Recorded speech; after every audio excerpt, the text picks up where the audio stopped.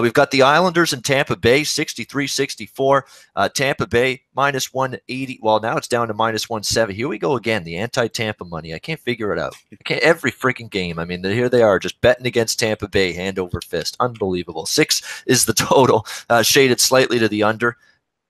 I'm going to make it simple.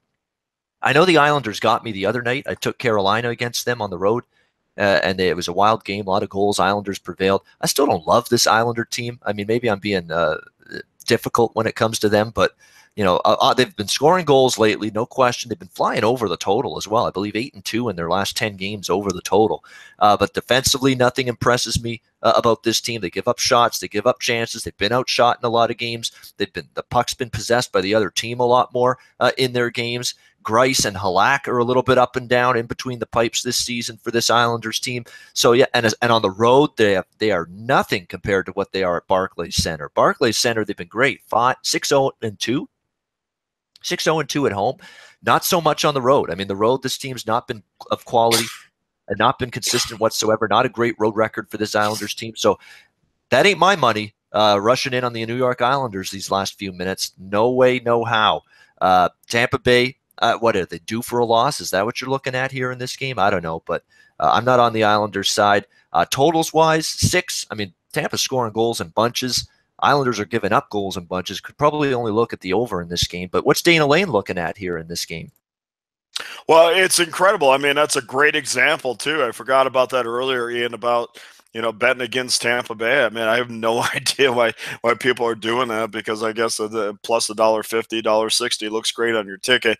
Doesn't look so good 2.5 hours later. But I don't really want any part of the side, but I do want a part of the total. And I'm not a guy who really loves to bet over 6. I think, especially when you have 2 quality goaltenders involved. And I do think that Thomas Greiss is a fairly good goaltender. I think when you have a guy, especially with Vasilevsky involved, that, going over the total of 6 is a lot to ask, because really you're really either saying that you think the Tampa Bay Lightning are going to blow these guys out, or that Vasilevsky is going to have an uncharacteristic night. So, I mean, we've been doing this long enough where that I'm not incredibly in love with the New York Islanders. There's just something about them that's just so vanilla for me. And yeah, a lot of their games have gone over the total, but it's just really not the side that I continuously look at. I mean, you look at Tavares and Bailey and Anders Lee on that top line, and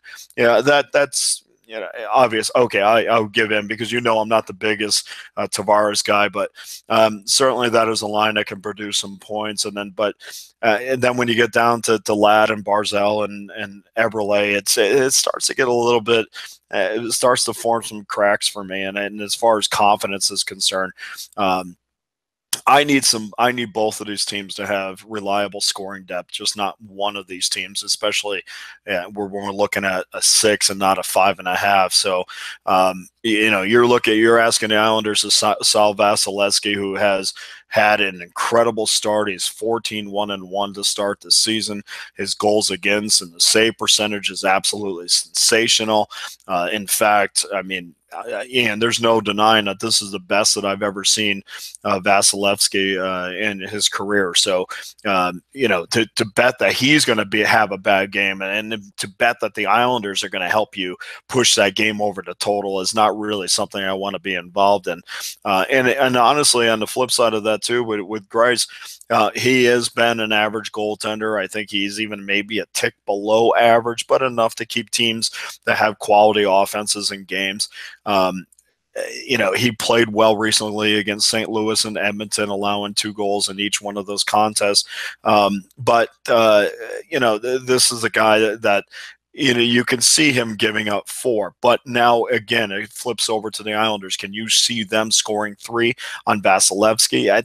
That's a little bit too hard for me to kind of chew, especially with this series being an under series where 4 of the last 5 have hit the under. So I'm going to go under this. You can get a minus $1.08 at Bet Online, which is absolutely fantastic for me. And we're going to go Islanders under 6 and against Tampa Bay tonight.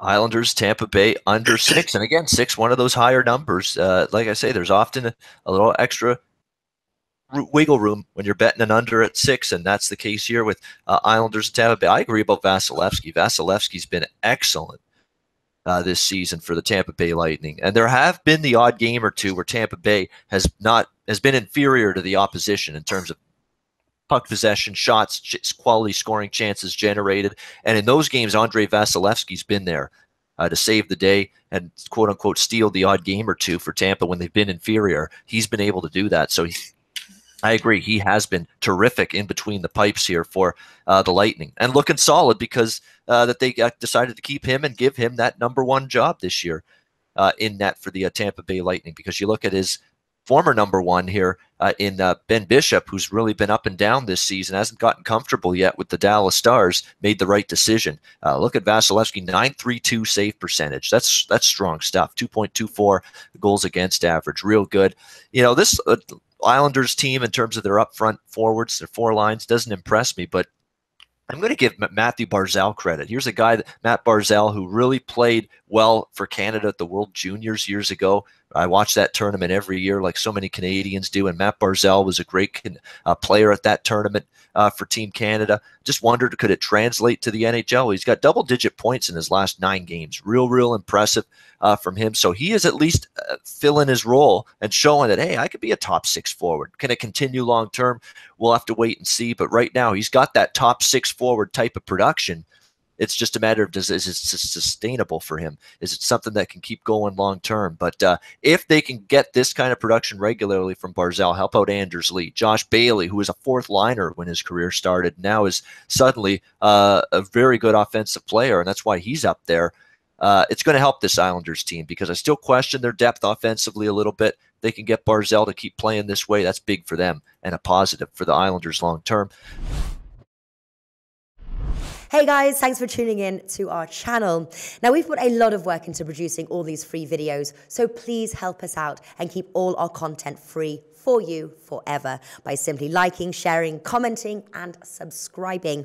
Now, not to mention, a visit to our industry-leading website will warm the hearts of all our SBR employees, especially myself. Now, the links are over there to the left, so do check those out. Thanks for watching.